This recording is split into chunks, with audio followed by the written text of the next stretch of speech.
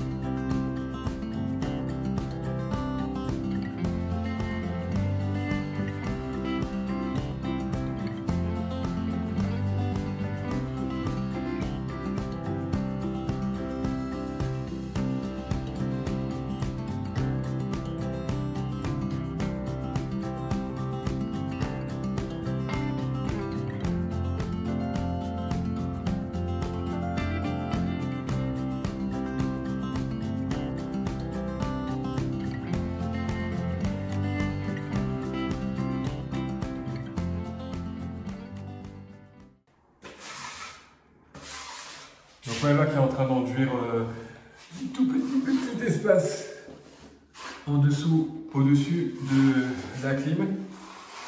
Bon, ça se présente pas trop mal. On a quelques difficultés, je sais pas si vous voyez bien, au niveau des angles. On n'a pas l'outil. Il y a un outil en angle là, peut-être qu'on va l'acheter, je sais pas, on verra. Voilà, sinon, à part ça, sur ce mur-là, on voit plus du tout qu'il y avait une ouverture.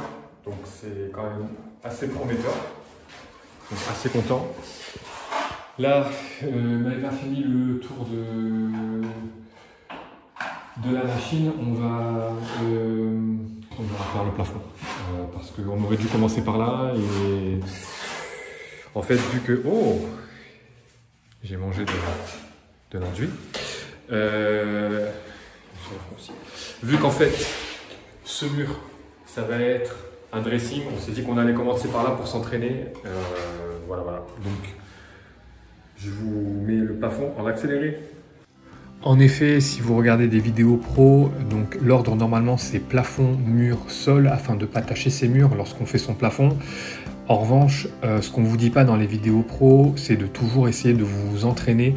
Nous, on avait vraiment besoin de se rassurer sur notre capacité à enduire avec des spatules puisqu'on ne l'avait jamais fait. Donc pensez, les murs derrière votre cuisine, amusez-vous, allez-y, il y aura les meubles, on ne les verra pas.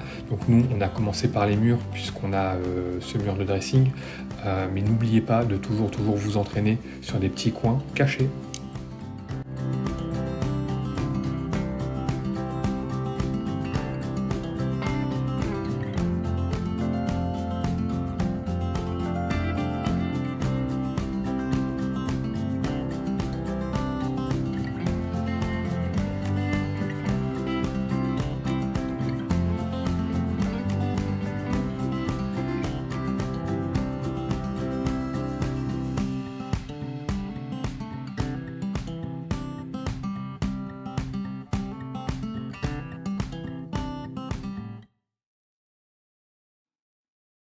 Et après une journée intense de travail, voici le résultat. Alors si vous avez des manquements, il faudra passer une deuxième passe, ce qui va être notre cas, pour pouvoir venir combler les coins de colle que l'on voit encore. En revanche, si vous avez de la surépaisseur, ne vous en faites pas, un petit coup de ponçage et tous les traits partiront comme ceux que vous pouvez voir maintenant.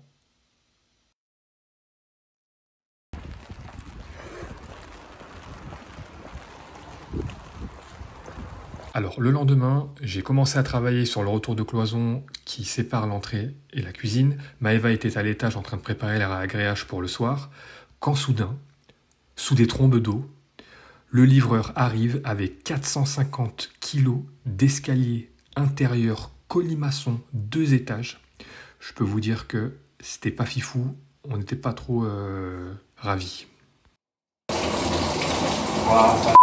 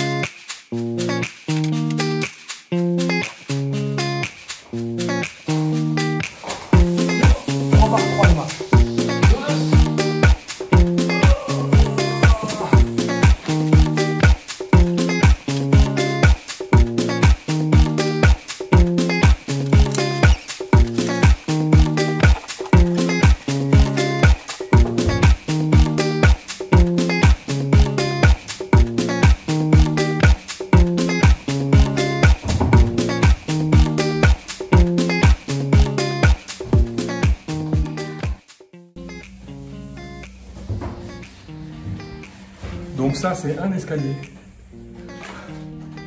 La boîte est immense. Maëva rentre dedans en entier. Et du coup, il me reste le deuxième escalier dehors, sous la pluie. Donc Maëva va repasser le premier dans sa boîte. Peut-être décharger direct le deuxième dans celui-là, qu'est-ce qu'on pense? Non, on va le remballer celui-là, non? Oui, mais dans la boîte d'après. Tiens, on décharge direct. Ah bah non, c'est à l'envers. Faut que tu mettes les mains. Attends, vas-y. Bon, c'est pareil.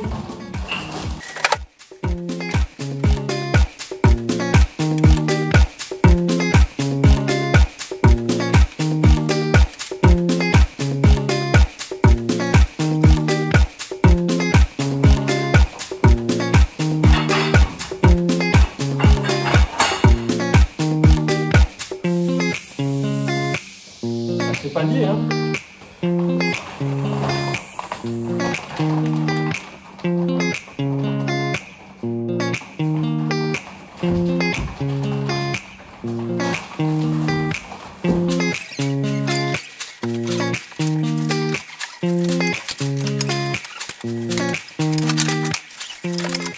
Bon, comme vous l'avez compris, on a passé une bonne partie de l'après-midi à décharger ces 2 escaliers. Bon, les livreurs, on n'a eu que des bonnes expériences, ils sont très gentils à chaque fois, mais là, en l'occurrence, il n'y avait pas de solution. Hein.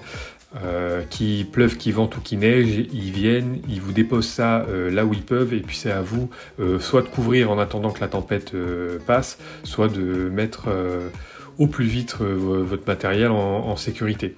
Donc c'était un mélange de stress et on était quand même assez soulagé, il faut le dire, par la qualité de l'escalier dès qu'on l'a vu. Les marches étaient assez lourdes, le fer était aussi bien dense, donc du coup on était quand même assez content, mais c'était pas de tout repos.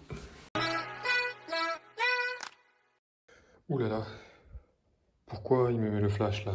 Plein d'écriture. Bon, bref.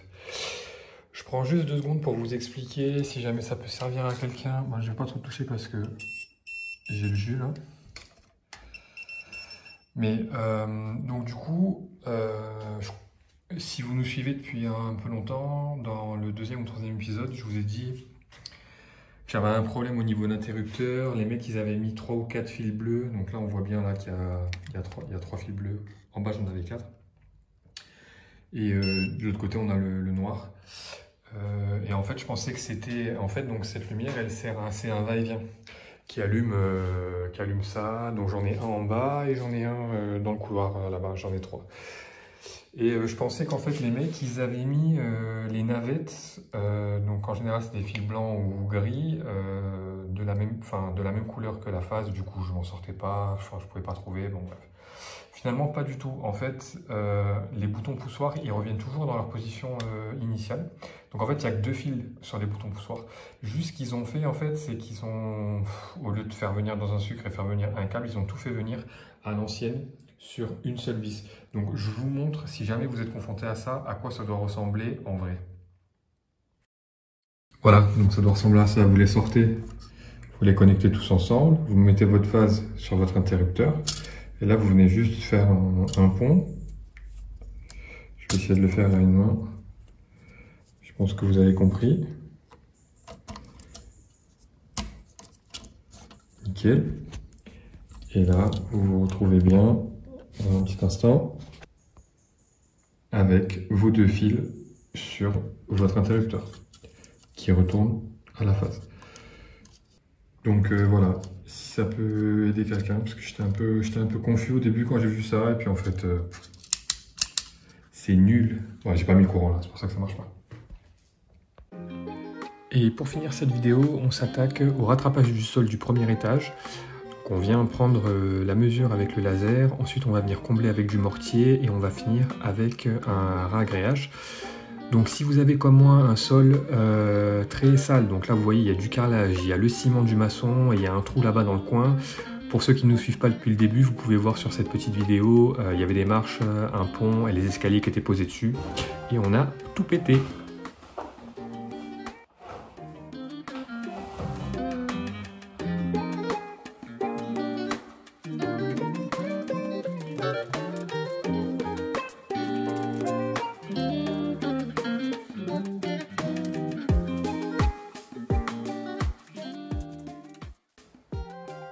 J'ai fini mon premier sac de 35 kg. Il reste encore énormément. Là, je sais pas si vous voyez, il y a le trait là. Il est un peu trop liquide. Bon, je l'ai pas bien fini, mais de toute façon, peu importe. Parce que je vais devoir rajouter dessus. Mais je pense que je vais faire un petit peu moins liquide parce que je pense que je gagnerai un petit peu plus en volume. Je sais pas, je vais voir. À ce rythme-là, il va me falloir 6 sacs au lieu de 3. Il m'en reste plus que 2, donc on va voir. Allez, c'est parti.